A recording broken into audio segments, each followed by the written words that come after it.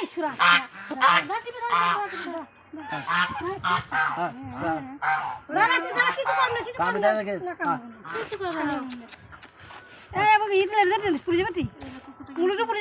না পড়বে না আচ্ছা মোটামি স্টপ স্টপ ইঞ্জেকশন করছে তারা চুপ চুপ আবার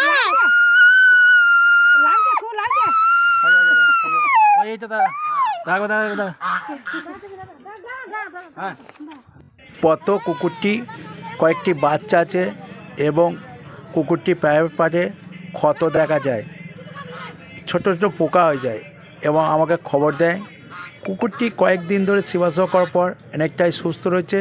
বর্ধমানে অ্যানিম্যাল ওয়েলফেয়ার সোসাইটি থেকে এবং রেনাদি উনি আমাকে ওষুধ দিয়ে সহযোগিতা করেছে পত কুকুরের, ওনাকে অসংখ্য ধন্যবাদ। প্রত্যেকটা মানুষ অবলা প্রাণীর পাশে এগিয়ে আসুন।